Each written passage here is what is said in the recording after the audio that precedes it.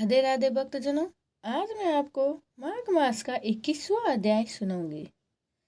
Rhombus जी कहने लगे कि पूर्व काल में अवंती देश में वीरसेन नाम का एक राजा था।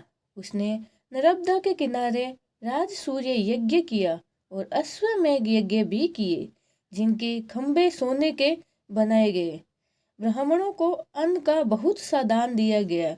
बहुत सी गोए, बहुत सुंदर वस्त्र और सोने के आभूषण से युक्त दान दिया गया। वह देवताओं का भक्त और दान करने वाला था। वर्धक नाम का ब्राह्मण, जो अत्यंत मूर्ख, कुलहीन, कृषि कार्य करने वाला दुराचारी था तथा अधर्मी था, वह भाई बंधुओं से त्याग हुआ इधर उधर घूमता हुआ देव यात्रियों के साथ प्रयाग में आया और माघ में उसके साथ 3 दिन तक स्नान किया। वह 3 दिनों में ही निष्पाप हो गया। फिर वह अपने घर चला गया। वह ब्राह्मण राजा दोनों एक ही दिन मृत्यु को प्राप्त हुए। मैंने इन दोनों को बराबर इंद्रलोक में देखा।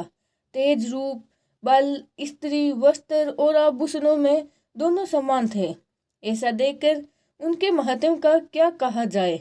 राजसूय यज्ञ करने वाला स्वर्ग का सुख भोग कर फिर भी जन्म लेता है, परंतु संगम में स्नान करने वाला जन्म मरण से रहित हो जाता है। गंगा और यमुना के संगम की हवा के स्पर्श से ही बहुत से दुख नष्ट हो जाते हैं। अधिक क्या कहें कि और किसी भी तीर्थ में किए गए पाप माघ मास में प्रयाग में स्नान करने से नाश हो जाते हैं। मैं पिशाच मोच नाम का एक पुराना इतिहास सुनाता हूँ। इस इतिहास को यह कन्याओं ने और तुम्हारे पुत्र भी सुने, इससे इनको स्मृति प्राप्त होगी। पुराने समय में देवधूति नाम का एक बड़ा गंभीर और वेदों का पारंगत एक वैष्णव ब्राह्मण था। उसने पिशाच को निर्मुक्त किया। वेद निधि कहने लगे कि वह कहाँ रहने वाला है, जिसका पुत्र इस किस पिशाच को अपने निर्मूर्ख किया है।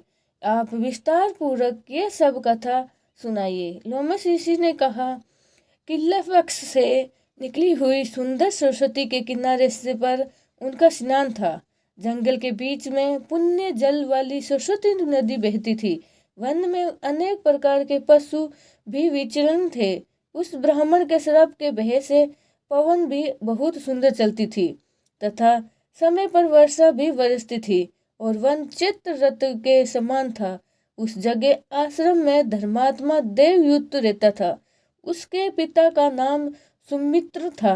वह लक्ष्मी के वरदान से उत्पन्न हुआ था। वह सदैव आत्मा को स्थिर रखता, गर्मी में अपने नेत्र सूर्य की तरफ रखता, वर्षा में खुली जगह पर तपस्या, हेमंत ऋतु में शाश्वत सरोवर में बैठता और त्रिकाल संध्या करता था। जितेंद्रिय और सत्यवादी भी था।